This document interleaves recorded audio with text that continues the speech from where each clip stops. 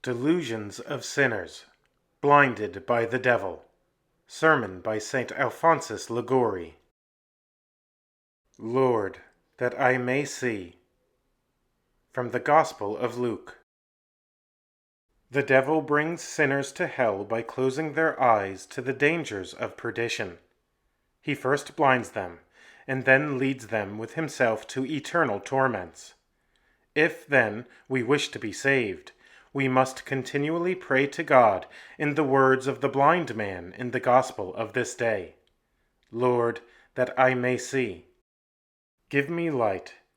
Make me see the way in which I must walk in order to save my soul, and escape the deceits of the enemy of salvation. I shall, brethren, this day place before your eyes the delusion by which the devil tempts men to sin and to persevere in sin, that you may know how to guard yourselves against his deceitful tactics.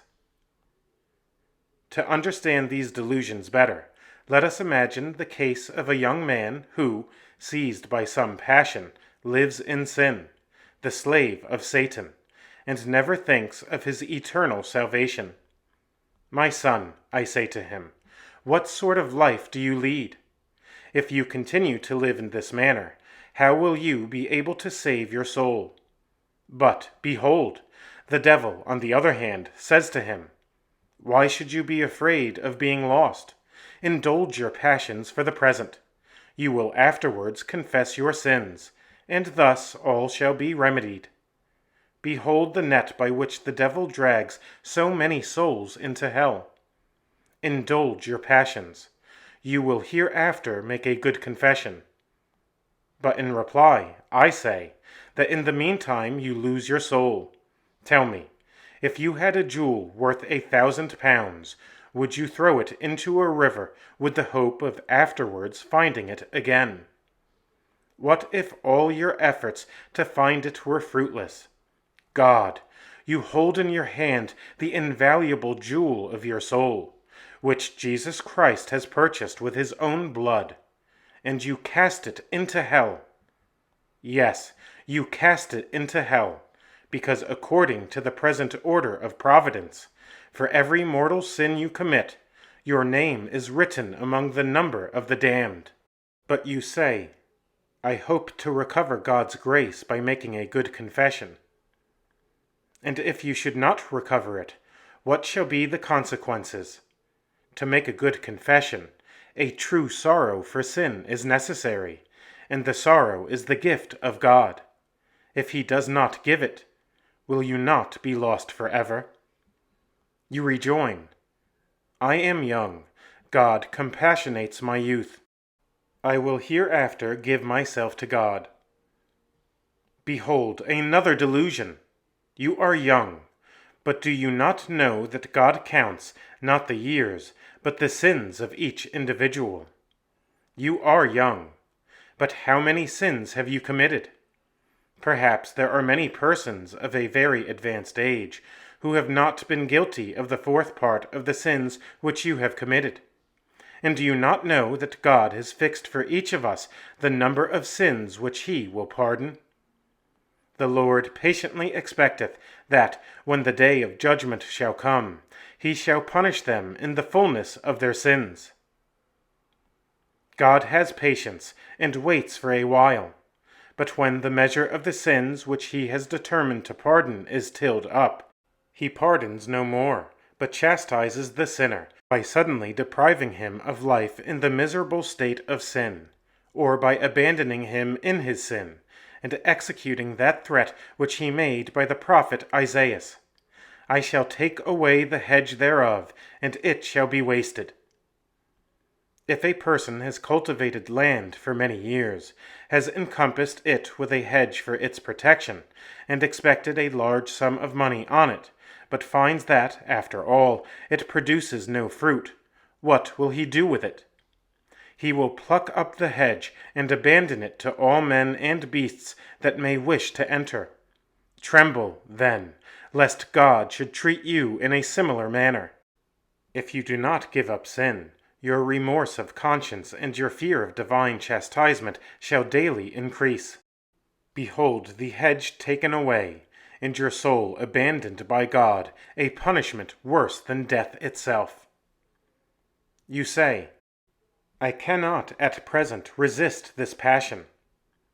Behold the third delusion of the devil, by which he makes you believe that at present you have not strength to overcome certain temptations.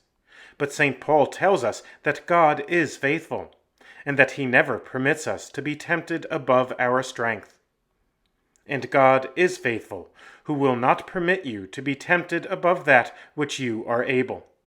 I ask, if you are not able to resist the temptation, how can you expect to resist it hereafter? If you yield to it, the devil will become stronger, and you shall become weaker. And if you be not now able to extinguish this flame of passion, how can you hope to be able to extinguish it when it shall have grown more violent? You say, God will give me his aid. But this aid God is ready to give at present if you ask it. Why then do you not implore his assistance? Perhaps you expect that, without now taking the trouble of invoking his aid, you will receive from him increased helps and graces after you shall have multiplied the number of your sins. Perhaps you doubt the veracity of God, who has promised to give whatever we ask of him. Ask, he says, and it shall be given you. God cannot violate his promises. God is not as man, that he should lie, nor as the Son of Man, that he should be changed. Hath he said then, and will he not do? Have recourse to him, and he will give you the strength necessary to resist the temptation. God commands you to resist it, and you say, I have not strength. Does God, then, command impossibilities? No. The Council of Trent has declared that God does not command impossibilities, but by his commands he admonishes you to do what you can, and to ask what you cannot do, and he assists that you may be able to do it. When you see that you have not sufficient strength to resist temptation with the ordinary assistance of God, ask of him the additional help which you require, and he will give it to you. And thus you shall be able to conquer all temptations, however violent they may be. But you will not pray, and you say that at present you will commit this sin, and will afterwards confess it. But I ask, how do you know that God will give you time to confess it? You say, I will go to confession before the lapse of a week. And who has promised you this week? Well then, you say, I will go to confession tomorrow. And who promises you tomorrow? Says St. Augustine. God has not promised you tomorrow. Perhaps he will give it, and perhaps he will refuse it to you as he has to so many others. How many have gone to bed in good health and have been found dead in the morning? How many, in the very act of sin, has the Lord struck dead and sent to hell? Should this happen to you, how will you repair your eternal ruin? Commit this sin and confess it afterwards. Behold the deceitful tactic by which the devil has brought so many thousands of Christians to hell. We scarcely ever find a Christian so sunk in despair as to intend to damn himself. All the wicked sin with the hope of afterwards going to confession. But by this illusion, how many have brought themselves to perdition? For them there is now no time for confession, no remedy for their damnation. But God is merciful. Behold another common delusion by which the devil encourages sinners to persevere in a life of sin. A certain author has said that more souls have been sent to hell by the mercy of God than by his justice. This is indeed the case, for men are induced by the deceits of the devil to persevere in sin, through confidence in God's mercy, and thus they are lost. God is merciful. Who denies it? But great as his mercy is, how many does he every day send to hell? God is merciful, but he is also just, and is, therefore, obliged to punish those who offend him. And his mercy, says the Divine Mother, to them that fear him. But with regard to those who abuse his mercy and despise him, he exercises justice. The Lord pardons sins, but he cannot pardon the determination to commit sin. St. Augustine says that he who sins with the intention of repenting after his sins is not a penitent but a scoffer. But the Apostle tells us that God will not be mocked. Be not deceived, God is not mocked. It would be a mockery of God to insult him as often and as much as you pleased, and afterwards to expect eternal glory. But, you say, as God has shown me so many mercies hitherto, I hope he will continue to do so for the future. Behold another delusion. Then, because God has not as yet chastised your sins, he will never punish them? On the contrary, the greater have been his mercies, the more you should tremble, lest, if you offend him again, he should pardon you no more, and should take vengeance on your sins. Behold the advice of the Holy Ghost. Say not, I have sinned, and what harm hath befallen me, for the Most High is a patient rewarder. Do not say, I have sinned, and no chastisement has fallen upon me. God bears for a time, but not for ever.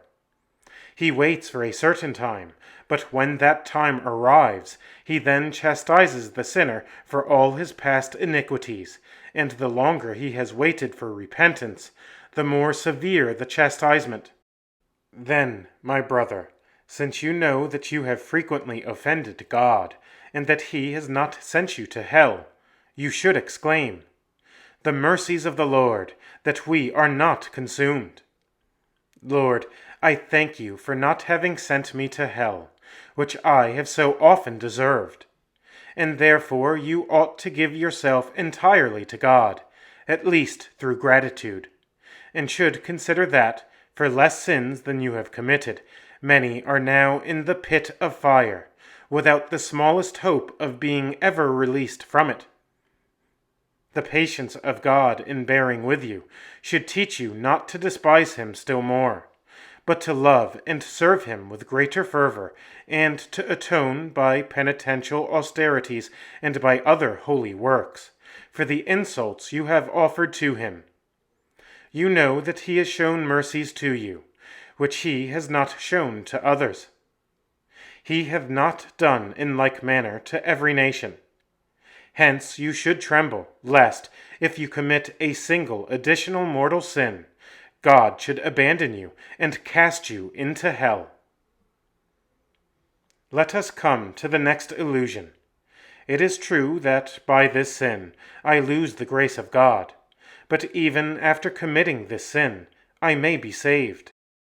You may indeed be saved, but it cannot be denied that if, after having committed so many sins, and after having received so many graces from God, you again offend him, there is great reason to fear that you shall be lost.